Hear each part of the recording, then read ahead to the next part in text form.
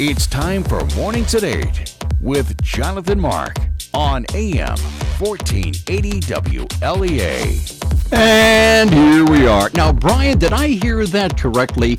That Governor Cuomo is putting 800,000 sandbags along Lake Ontario? Along all the counties where Lake Ontario goes. So, Governor Cuomo is putting 800,000 sandbags.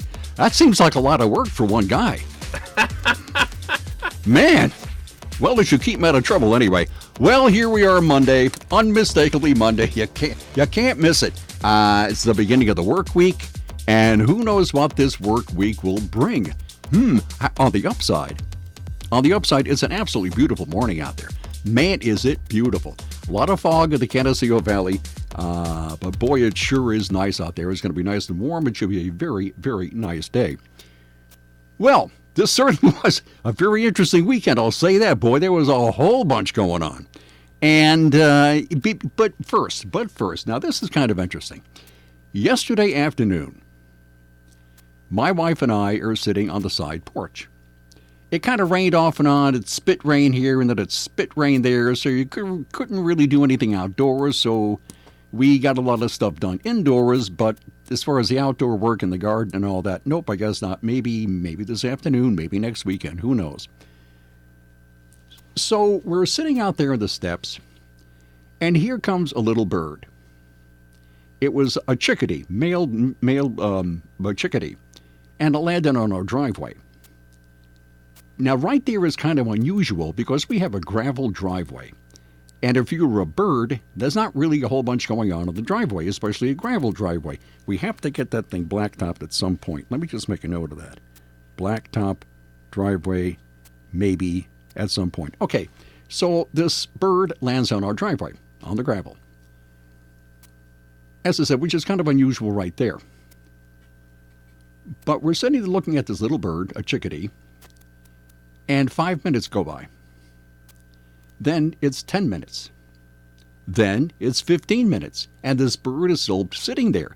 It isn't chirping. It isn't hopping around. It isn't doing anything. It's sitting there. And we're wondering, what's up with that bird? So then 20 minutes. And we're talking about this bird. Is there something the matter with the bird? Is it sick? Maybe it's injured. Or maybe not. We don't know.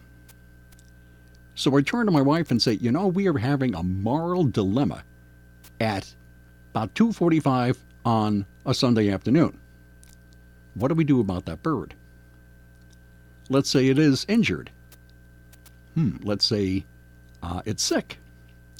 Not being a veterinarian, what could we possibly do, So I said, well, let's see. We'll give him a little more time here. So 25 minutes, now it's a half an hour. This bird is sitting there, hasn't moved. I mean, it's alive, but just not doing anything. So I figured, okay, let's see. Okay, this is ridiculous. We really got to do something about this bird.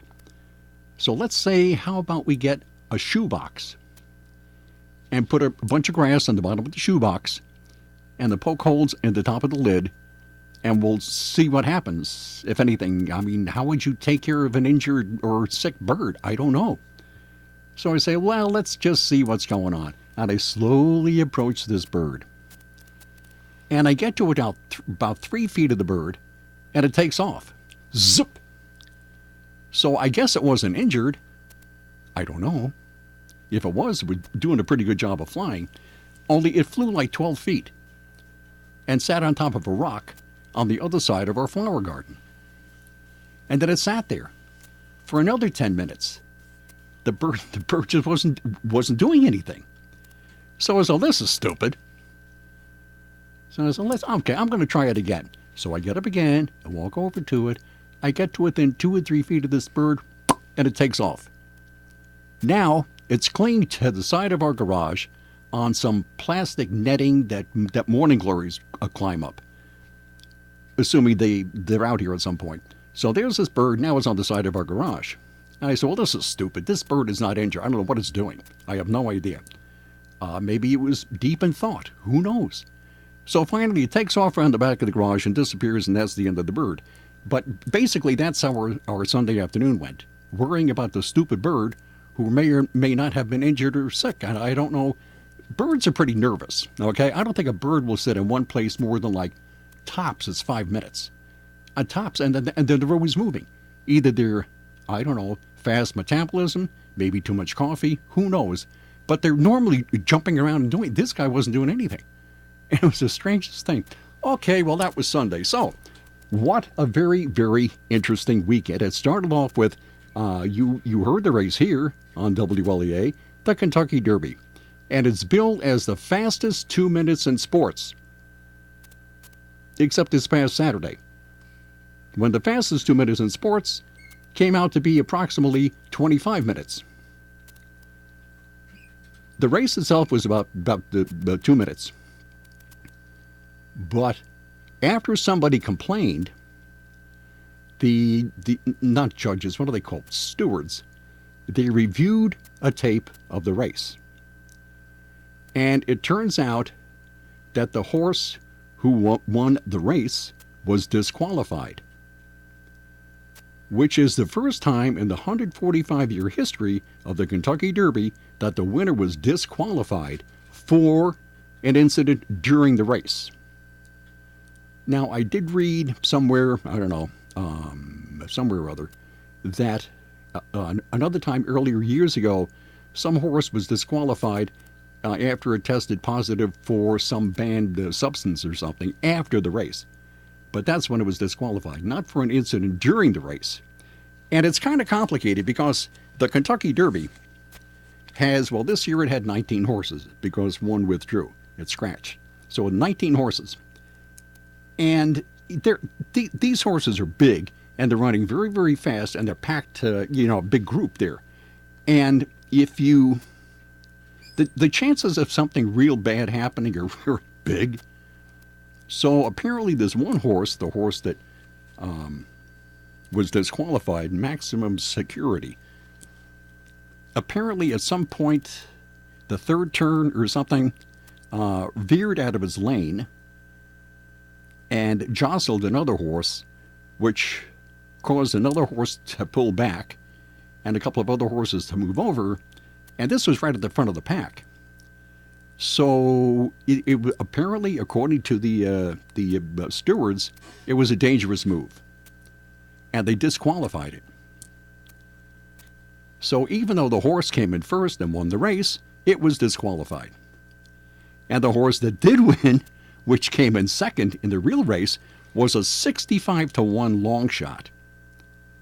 A 65-1 long shot. Name is Country House. So Country House did win the Kentucky Derby.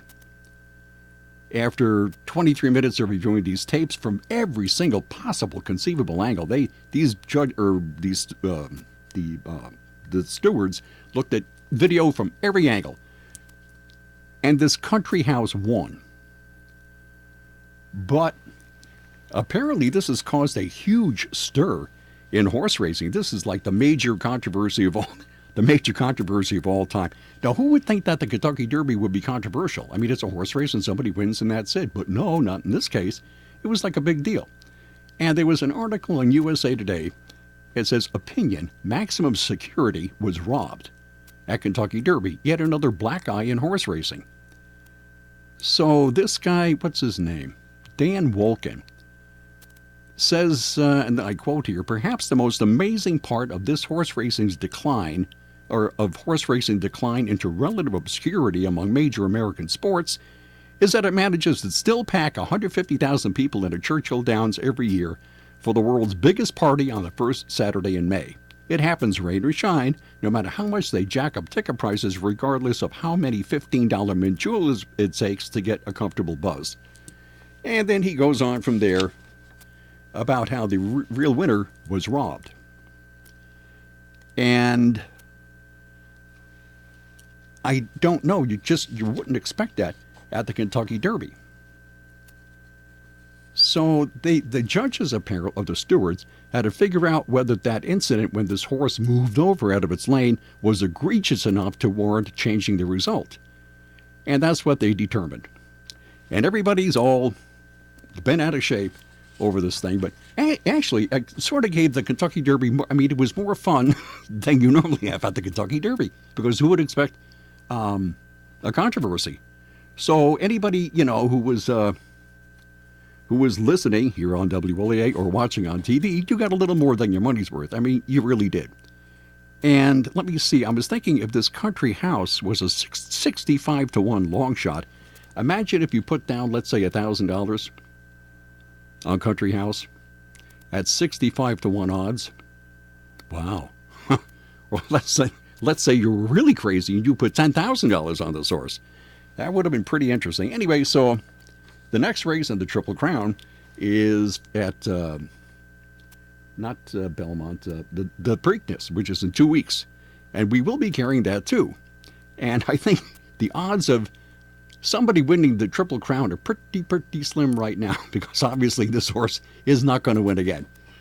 65 to 1 long shot in one race, I just don't think it's going to happen again. Okay, that was that. Now this too was this weekend. Saturday was a big day. I will just read you what I found in the Buffalo News. The Buffalo Bills hope new tailgate policy in bus lot will help to curb unruly behavior. Bills fans traveling by bus to the games at New Era Field who want a tailgate will now be required to do so in a designated area, and it's going to cost them some money. Let me see. This is from the Buffalo News, as I said. Let me see. The team has announced a new policy that will require buses and limo buses to purchase a tailgating package for its occupants, should they wish to tailgate. The cost for a 20-person vehicle is $300, then $600 for a 40-passenger vehicle, and $900 for a 60-person vehicle. $900. That breaks down to $15 per passenger and is paid in advance of a parking pass being issued. Buses and or limo buses that do not wish to have their guest tailgate will have to pay $100 for a parking pass, but are not required to purchase a tailgate package. By instituting the new policy, Bills officials hope to curb some of the unruly behavior inside the bus lot. And this is from the Buffalo News. This is a quote from somebody or other. Here we are. Our number one concern as an organization is fan safety, said Andy Major, the team's vice president of operations and guest experience. Imagine being the vice president of guest experience. Anyway, he says, when you're seeing what was happening in the bus lot the last couple of seasons, especially last year, it gets very concerning. So it's dangerous behavior, he says. And, let me see. Those in vehicles that elect to pay for a tailgating package will receive a spot in what the team is calling Tailgate Village, set up inside the bus lot. The designated area has space to accommodate up to 4,000 fans. So there we go. That's basically it. So it's going to cost a little more if you want a tailgate at a Bills game. Now, I know that we have a lot. I mean, we have a bunch of Bills fans here. And that probably will affect like some of our listeners, I'm sure. So let me see. Who said this? The gentleman I just quoted. The concern was from a fan safety standpoint and trying to enhance the fan experience in the bus lot for everybody, Major said. This really helps us with the safety factor. Well, there you go. And that's what it's going to be. That's how it's going to be at Buffalo Bills games. And Congressman, what brought this to my attention was Saturday morning. I'm listening to Brian's News, and he read that story.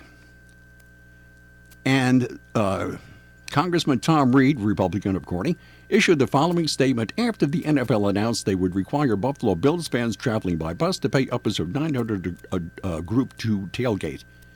Yet another out-of-touch move by Roger Goodell, he says, and the NFL. We care about safety, but forcing hardworking fans to pay to tailgate? This hurts Bills fans I represent who travel in groups to go to the game. Aren't game tickets already expensive enough? So he says maybe the NFL should pick up the tab for Tailgate Village. So that was Congressman Tom Reed's take on these new fees at Buffalo Bills games. Wow. As I said, it's going to affect a lot of our listeners because I know we have a bunch of Bills fans out there. So there you go. Also on Saturday, Saturday was a really big day. I don't know how much time we have here. We going to a break here, Brian? You want to? Yeah, sure. Okay. New to golf or seasoned veteran, you'll enjoy the casual, relaxed atmosphere of Vanderview Golf Course. 2 miles from downtown Alfred on Waterwells Road, Vanderview is a 9-hole executive-length golf course with a driving range on one side of the road and the course on the other. Family-friendly and fun recreation for everyone. Greens fees are one price for unlimited play, $9.50. High school students, only $5. Children 12 and under with an adult, no charge. You can play up to 18 holes or 9 holes with a cart and get the second 9 holes at no additional charge. Ladies and senior golfers who don't hit the long ball, Vanderview's got the executive length that's just right for your game. And new this year, a season pass for only $100. That's a lot of golfing fun for a very little bit of money. Vanderview Golf Course, 2 miles from downtown Alfred on Waterwells Road. Vanderview Golf Course. From the Fox Business Network, futures are pointing to a sell-off at the open on Wall Street after President Trump threatened to raise tariffs to 25% on $200 billion in imports from China starting Friday. The U.S. also could add 25% on an additional $325 billion in Chinese imports. Trade talks are to resume Wednesday in Washington. The Wall Street Journal says China is considering canceling the talks. Dean Foods has hired bankers to look into options, including a sale of the company. Dean is America's largest milk company, but the Journal says Americans are not drinking as much milk, and milk prices have been falling for around 5 years. Dean is also dealing with competition. Walmart has opened its own dairy plants. The Dow was up 197 on Friday. NASDAQ added 127, the S&P up 28. With the Fox Business Report, I'm Jenny Cosola. Mother's Day is this Sunday, and ProFlowers is offering an amazing special. 1 dozen assorted roses for $19.99. Plus, get double the roses with a premium vase for just $9.99 more. Pick your delivery date and send Mom a dozen assorted roses for just $19.99, or double the roses and get a premium glass vase for $9.99 more. To get this amazing deal, hurry to ProFlowers.com. Click on the microphone in the upper right corner and enter the secret code 5757. ProFlowers.com, code 5757. And also, while we're at it, we're back. There was another event this weekend, Saturday, in Times Square in New York. And it was a pro-life rally sponsored by Focus on the Family. Probably a lot of our listeners know about Focus on the Family.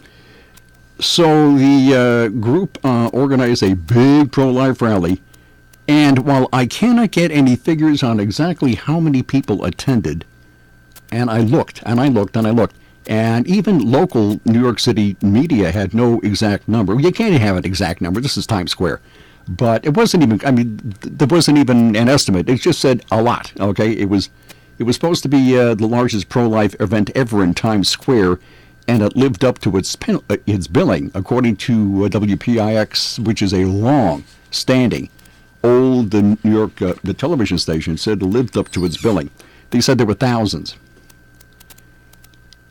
And you can't, you can go back and forth, and you will, and people will, and we always will. You can go back and forth on pro-life or pro-choice, and you can just go back and forth. And it's never going to be resolved. It will never, ever be resolved. And I guess it just depends on where you stand and how you feel, Because nobody's going to convince anybody of anything. I'm kind of seriously doubting that as the years go by. Nobody's going to convince anybody of anything. And what passes for, let's say, a discussion rapidly becomes a debate, which rapidly becomes an argument, and it never gets anywhere. I think what passes for a debate now is you say what you say and what you think, and then I say what I say and what I think. And then we repeat it. You say what you just said, only a slightly higher volume, and then I say what I just said at a slightly higher volume. And the volume just goes up and up and up, and nobody's ever really convinced of anything. So there are going to be two sides to the issue, and like it or not, that's the way it's going to be. But apparently, there was some pretty good stuff to come out of this event, this pro-life rally. Is I read in a number of sources, including Newsweek, which is hardly what you would call, let's say, a conservative right-leaning organization. This is Newsweek. Even they said that there wasn't any trouble. Nobody really got out of hand. There weren't any arguments. Nobody was arrested. That's good. You don't want to have an arrest at a pro-life rally. So they too. However, they got a little snarky in their coverage here and there. But that's Newsweek, and that's what you have to expect from Newsweek. They did say here, just beside an overflow rally a few blocks from the main event, this woman and a handful of abortion rights supporters tried to drown out the sound from the event stadium speakers, which were broadcasting the narration of an ultrasound that Focus on the Family was live streaming. Rally-goers, however, weren't perturbed. This is according to Newsweek. Their attention clung to the screen in front of them. And the relative success of the anti-abortion crowd, who greatly outnumbered the counter-protesters and remained long after the majority of them had dispersed, was palpable, even for the event's detractors. So there you go. This issue will be, as I said, it's going to be with us forever. I mean, and there it is. However, one thing that I got was kind of interesting here is that where is it? That's right. And I found this the most interesting of all. Of course, there are people in favor and those against, and both pro and anti and all that, but this I thought was really interesting. There were the owners of 3 of these electronic billboards in Times Square who refused to rent space to the rally. So the rally wanted these billboards, these electronic billboards, to send its message and videos and all that, but they wouldn't allow them. And the 3 who refused them are Silvercast, Clear Channel Outdoor, and ABC Supersign. And they said, no, you can't really use our billboards, electronic billboards, and so there you go. So whatever video they had was shown in a private tent, private viewing. I mean, you're talking about a large tent, okay? So they did have video, but they were not allowed to use these electronic billboards. So you think, well, let's see, it's a free country. Probably, I'd like to explore that at some point. We are sort of a free country, I guess. And it is a private company, or these 3 companies, Silvercast, Clear Channel Outdoor, and ABC Supersign, so they can do whatever they want to do, I guess. But, if you'll recall, in the last, let's say, 12 years or so, there have been a number of people, well, let's put it another way, there have been a number of small businesses, either mom and pop or just one guy or one woman owning the business, and they have been sued by people who claimed discrimination. And a lot of these small businesses have gone out of business because they were sued for being discriminatory, right? I don't agree with your views on certain things, and so I really don't feel like doing what you want me to do. And they've been sued, and a lot of them have lost. Now ask yourself, do you think that Focus on the Family is going to sue the owners of these 3 electronic billboards in Times Square for refusing them to have access to the billboards? Do you think Focus on the Family is going to sue? My guess is, and this is just a rough guess, I don't know, I would say probably not. I think Focus on the Family will just say, well, you don't want to do it, and that's fine. So I guess it just depends on your worldview, and it just depends on the kind of person you are. So if Focus on the Family does sue any of these companies, I would mention it. But at this point, there's no word on whether they're going to sue these companies.